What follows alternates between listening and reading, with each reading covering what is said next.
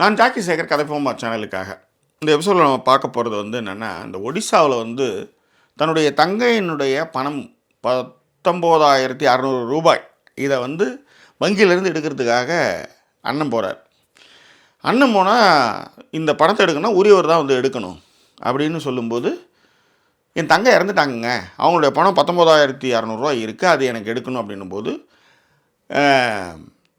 சம்மந்தப்பட்டவங்க தான் வரணும், இல்லைனா பணம் எடுக்க முடியாது அப்படின்னு சொல்ல, அவர் இறந்து போன தன் தங்கையை உடம்பு பரியல் கிரவுண்டு போய் தோண்டி எடுத்துக்கிட்டு நடு ரோட்டில் நடந்து பேங்க்குக்கு போய் செத்து போட்டா எப்போயாவது நம்புறீங்களா அப்படின்னு கேட்ட வீடியோ சமூக வலைதளங்களில் பெரிய விவாதத்தை ஏற்படுத்திச்சு. அதை பற்றி தான் இந்த எபிசோடில் பேச போகிறோம். அதுக்கு முன்பாக அந்த தளத்தை இதுவரை சப்ஸ்கிரைப் பண்ணாதவங்க சப்ஸ்கிரைப் பண்ணுங்கள், லைக் கமெண்ட் ஷேர் பண்ணுங்கள். ஸோ விரிவான ஒரு பார்வைக்கு ஸ்டேட் வித் அஸ்.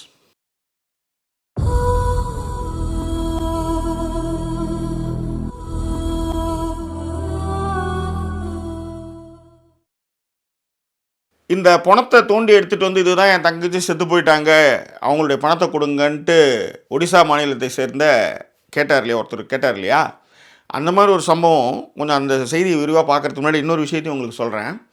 மத்திய பிரதேசத்தில் கட்னா அப்படின்ற ஒரு மாவட்டம், அதில் தன்னுடைய கணவர் கடந்த வெள்ளிக்கிழமை தலையில் அடிபட்டிருக்கவருக்கு ஆம்புலன்ஸ் கொடுத்துருக்காங்க. ஆம்புலன்ஸ் வந்திருக்கு. போகும்போது அவர் வாமிட் சென்சேஷன் நிறைய பண்ணி ரத்தம்லாம் நிறைய சேதாரமாக இருக்கின்றது. அது ஆம்புலன்ஸ்லையும் சரி, உள்ளாரையும் சரி, வெளியும் சரி, அது பட்டிருக்கு பயங்கரமாக.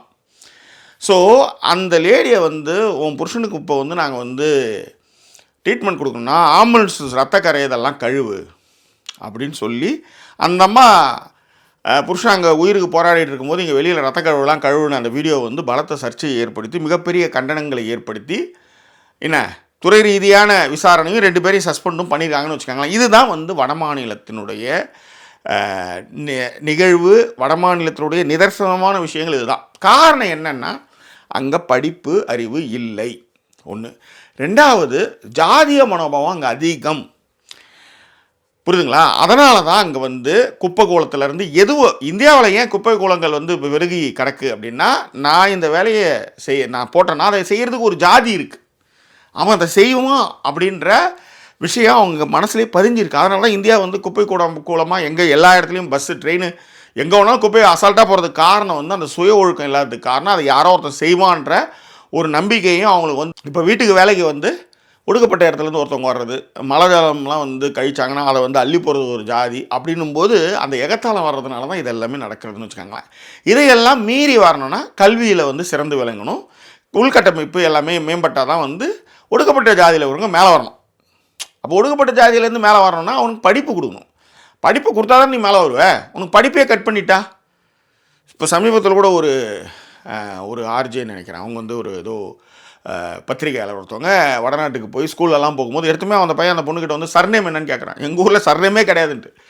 திராவிட ஆட்சி என்ன பண்ணுச்சுன்னா சர்நேமே இல்லாமல், அதாவது பெயருக்கு பின்னால் ஜாதியை ஒழிக்கணும்னு சட்டம் போட்டது நம்ம திராவிட ஆட்சி தான். ஓகேவா? இன்றைக்கி யாரும் படித்த படிப்பு பட்டமே வேறு போட்டுக்கோ, அது என்ன ஜாதி அப்படின்றது இல்லாதனால தான். அது மட்டும் இல்லை, திராவிட மாடல் ஆட்சியில் தான் படின்றதுனாலையும் 40% மேற்பட்ட பெண்கள் படிப்பும் முடிச்சுட்டு அவங்களும் பங்களிப்பதனால தான் நம்ம தமிழ்நாட்டுடைய ஜிடிபியும் அதிகமாக இருக்குது. ஓகேவா?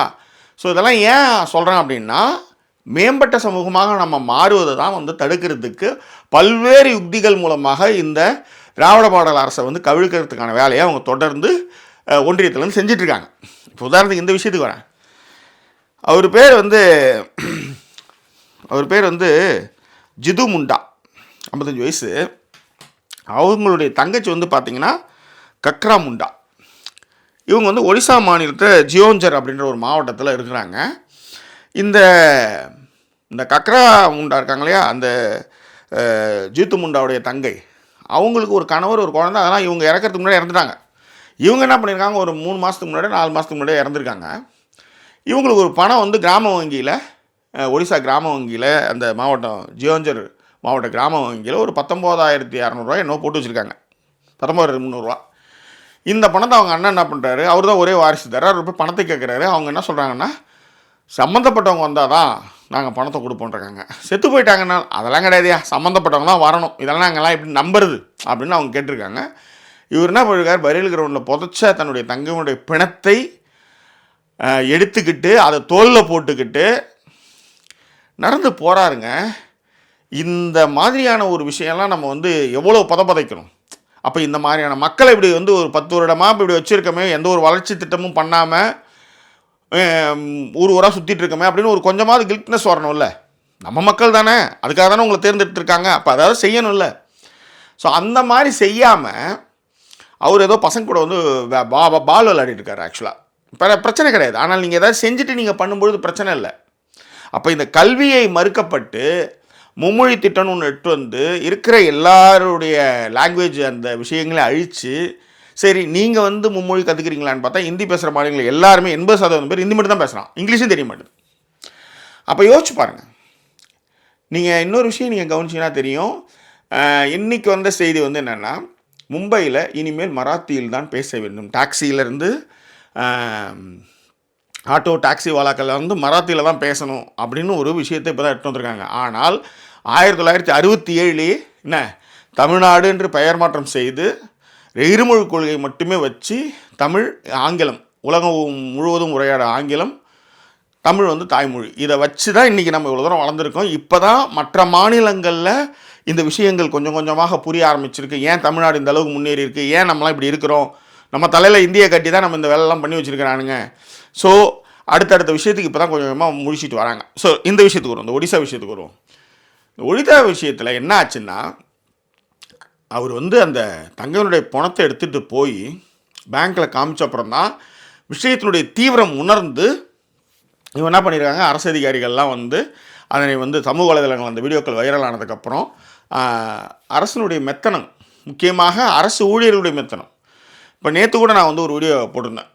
அதாவது ஆட்சிக்கு வந்ததுமே திராவிட முதலமைச்சர் மு.க.ஸ்டாலின் அவர்கள் வந்து, தமிழ்நாட்டுடைய முதலமைச்சர் மு.க.ஸ்டாலின் அவர்கள் வந்து ஆட்சிக்கு வந்ததுமே, அதாவது கணவனால் கைவிடப்பட்ட பெண்கள் இருக்காங்க இல்லையா, அவங்களுக்கு வந்து தனியாக ரேஷன் கார்டு கொடுக்கணும் அப்படின்னு ஒரு ஜியோ பாஸ் பண்ணி அவங்கள வந்து முழுசாக செக் பண்ணி அவங்க பக்கம் நியாயம் இருக்கும் பட்சத்தில் ஒரு தாசில்தாரே அந்த விஷயம், அதாவது ரேஷன் கார்டு வந்து இஷ்யூ பண்ணலான்ற ஜியோ போட்டதுமே அதில் வந்து ஒரு பொண்ணு வந்து பயன்பெற்றவங்க வந்து அழுதுட்டு சொல்கிறாங்க, நீங்கள் எல்லா அரசு ஊழியர்களையும் நீங்கள் வந்து சொல்கிறீங்க, ஆனால் இந்த மாதிரியான அரசு ஊழியர்கள் தன்னலம் பார்க்காம நிறைய பேர் வந்து செஞ்சதுனால தான் எனக்கு வந்து இன்றைக்கி வந்து இப்படி ஒரு சிச்சுவேஷனில் இருக்கேன். இதுக்கு வந்து அரசாணை வெளியிட்ட வந்து மு.க.ஸ்டாலின் அவர்கள் ஆட்சி பொறுப்புக்கு வந்து ஜூன் மாதமாக இன்னும் போட்டிருக்காங்க. அந்த வீடியோவில் கூட வந்து பார்த்திங்கன்னா அந்த டேட்டு கூட இருக்குது. ஸோ அந்த மாதிரி ஒரு உன்னதமான ஒரு விஷயங்களை வந்து செஞ்சுட்ருக்காங்க. இதில் என்னென்னா, நம்ம ஊரில் வந்து இறப்பு பிறப்பு சான்றிதழ்கள் வந்து நீங்கள் டவுன்லோட் பண்ணிக்கலாம். இதில் உங்களுக்கு இன்னொரு விஷயம் தெரியுமா, இந்த இதுலேயும் ஒரு சில அரசு அதிகாரிகள் என்ன பண்ணாங்கன்னா, அந்த மாதிரி வந்து சான்றிதழ்லாம் டவுன்லோட் பண்ணக்கூடாது, நாங்கள் தான் இஷ்யூ பண்ணுவோம் அப்படிலாம் சொன்னாங்க. ஆக்சுவலாக ஏன்னா அதுக்கு வந்து போய் காத்து கிடக்கணும். இப்போ தாஜ்னு ஒரு இசையமைப்பாளர் இருக்காருல்ல, அவர் கூட ஏதோ ஆர்டிஓ ஆஃபீஸில் ஏதோ பிரச்சனைன்னு போட்டிருக்காரு. அது மாதிரியும் அரசு ஊழியர்கள் இருக்காங்க, தன்னலம் பாராமல் சேவை செய்யக்கூடிய அரசு ஊழியர்கள் இருக்கிறாங்க. அப்படி இருக்கும் பொழுது ஸோ இந்த அரசு ஊழியர்கள் வந்து அலகழித்ததன் காரணமாக புதைச்ச ஒரு ஒரு பெண்ணுடைய சடலத்தை, தங்கையுடைய சடலத்தை வந்து எடுத்துகிட்டு வரதுன்றது எவ்வளோ பெரிய கொடுமை பாருங்கள். இதில் என்னென்னா, இதை நல்வழிப்படுத்துறதுக்கோ இதை பற்றி பேசுகிறதுக்கோ சொல்கிறதுக்கோ கூட அங்கே கல்வியறிவு யாருக்குமே இல்லை. அதுதான் அங்கே இருக்கிற பெரிய பிரச்சனை. அது மட்டும் இல்லாத இந்த ஜாதிய மனோபாவம், நீங்களாம் வந்து கேட்டால், நான் சந்தோஷம் ஏதோ ஒரு படம் ஒன்று பார்த்துமா, அதில் கூட வந்து உன் பொண்ணு வந்து தொலைஞ்சு போச்சுன்னு சொல்கிற, டாய்லெட்டில் இல்லை எங்கேயா வெளியே போயிருக்கும் அப்படின்னும் போது அவன் சொல்லுவான், எங்கள் வீட்டில் டாய்லெட், ஓ உன்கிட்ட டாய்லெட்லாம் இருக்கா அப்படின்னுவான். எப்போ 2023, 24 அந்த படத்தில் காட்சி அதுதான் வட மாநிலத்தினுடைய நிலைமை. ஜாதிய மனோபாவம், நீலாம் அப்படியே தான் இருக்கணும், சப்ரஸ் பண்ணி வச்சுட்டு இருக்கிறது தான். இதையெல்லாம் உடைத்து கொண்டு இங்கே வர்றது தான் வந்து இங்கே நிறைய பேருக்கு வந்து வைத்தறிச்சலை ஏற்படுத்துது. படித்தவர்களாக இருக்காங்க, அதையும் ஒரு தற்கொலை கூட்டமாக மாற்றுறதுக்கான முயற்சிகளையும் ஒன்றிய அரசு தொடர்ந்து பண்ணிட்டு தான் வருது. இதையெல்லாம் மீறி தான் நம்ம வந்து ஜெயிச்சு இந்த முன்னணியில் இந்த இடத்துக்கு வந்து நிற்கிறோம். ஸோ நம்ம ஊரை பொறுத்தவரையிலையும் பிறப்பு இறப்பு சான்றிதழ்கள் நீங்கள் டவுன்லோட் பண்ணிக்கலாம். நேற்று கூட ஒரு பையன் வந்து ஒரு கமெண்ட் போட்டிருந்தான், எனக்கு வந்து போட்டிருந்தான், ஆனால் நான் போய் இது மாதிரி வந்து கம்யூனிட்டி சர்டிஃபிகேட்லாம் நான் ட்ரை பண்ணேன், எனக்கெல்லாம் வந்து 2 நாளில் கொடுத்துட்டாங்க. நான்லாம் வந்து எனக்கு கம்யூனிட்டி சர்டிஃபிகேட் வாங்குறதுக்கு, எம்பிசின்னு கம்யூனிட்டி சர்டிஃபிகேட் வாங்குறதுக்கு 2 வாரம் 3 வாரம் 1 மாதம்லாம் அலைஞ்சிருக்கேன். மோஸ்ட்லி இருக்கவே மாட்டார். அவர் வந்தார்னா அன்றைக்கி ஏதோ ஒரு விஷயத்தை பண்ணுறதுக்காக போயிடுவார். அது மாதிரி அலைஞ்சு தான் வாங்க வேண்டிய ஒரு சூழ்நிலாம் இருந்தது. ஏன் பிறப்பு இறப்பு சான்றிதழ் ஒரு காலத்தில் அப்படி தான் இருந்தது. அதை எல்லாமே மாற்றி கணினிமயமாக்கப்பட்டு ரிஜிஸ்ட்ரேஷன் முதற்கொண்டு உங்களுக்கு வந்து தமிழ்நாட்டில் எப்படின்னா அவங்கவுங்க பட்டா வந்து ஆட்டோமேட்டிக்காகவே மாறிடும். நீங்கள் ரெஜிஸ்டர் பண்ணுறீங்கன்னா உங்கள் பேரில் உங்கள் டீட்டெயில், ஆதார் அட்டை, உங்களுடைய ரேஷன் கார்டு எல்லாம் வச்சு பார்த்தீங்கன்னா உங்கள் பேரில் அப்படியே ரெஜிஸ்ட்ரேஷன், உங்கள் பேர் உங்கள் முகத்தோட இதுதான் இந்த ஆளுடைய இடம் அப்படின்ற மாதிரி மாறுது. முன்னாடிலாம் வந்து பட்டா சேஞ்சுக்கு நீங்கள் வந்து நடையாக நடக்கணும் கவர்மெண்ட் ஆஃபீஸுக்கு. அந்த மாதிரியான விஷயங்கள்லாம் கணினிமயமாக்கப்பட்டு நவீனமயமாக்கப்பட்டு தமிழ்நாடு இந்த அளவுக்கு முன்னேறி 4 கால் பாய்ச்சலில் முன்னேறிட்டு இருக்கிறது நிறைய பேருடைய கண்ணை உறுத்திட்டு இருக்கு. அங்கங்கே சில பல விஷயங்கள் சுணக்கங்கள் இருக்கும். 10 பேரோட குடும்பத்திலே வந்து சுணக்கங்கள் இருக்கும்போது 7 கோடி பேர் வசிக்கக்கூடிய ஒரு மாநிலத்தில் 4 பேர் மூஞ்ச திருப்பிட்டு போனால் 40,000 பேர் மூஞ்ச திருப்பி போனால் என்ன பண்ணுறது? அந்த சுணக்கங்கள் இருக்கும். இதையெல்லாம் மீறி தான் நம்ம முன்னேறி வரணும். அவங்களுக்கு அதை புரிய வச்சு தான் எடுத்துகிட்டு வரணுன்றதான் இங்கே சொல்லக்கூடிய விஷயம். ஆனால் உண்மையிலே அந்த வீடியோவை பார்க்கும்போது மனசு கனத்ததன் காரணமாகவே இந்த வீடியோவை நான் போடுறேன். ஸோ வேறு என்ன, இது குறித்தான உங்கள் கருத்துக்களை பின்னோட்டங்களை தெரியப்படுத்துங்க. எப்பயுமே சொஃபிஸ்டிகேட்டடாக இருக்கும் பொழுது அதனுடைய அருமை தெரியாது. தண்ணி இருக்கும்போது அதனுடைய அருமை தெரியாது. தண்ணி இல்லாத போது தான் அதனுடைய கஷ்டம் என்ன தெரியும். அதுதான் நம்ம எல்லாமே சொஃபிஸ்டிகேட்டாக ஒரு வாழ்க்கையை வாழ்ந்துட்டுருக்கோம். இல்லாத போது தான் அதனுடைய அருமை தெரியுன்ற மாதிரி இருக்கிறத நமக்கு எடுத்துக்கூடாதுன்றதுக்காக தான் நம்ம தொடர்ந்து இந்த மாதிரியான வீடியோக்களை நம்ம வந்து போட்டு பேசிட்டு வரோம். அதுதான் நம்மளுடைய நோக்கம். வேறு என்ன, உங்கள் கருத்துக்களை பின்னோட்டங்களை தெரியப்படுத்துங்க. இன்னும் வேறு எபிசோட் உங்களை நான் சந்திக்கிறேன். அதுவரை நன்றி கூறிய விருது உங்கள் ஜாக்கி சேகர். நன்றி, வணக்கம்.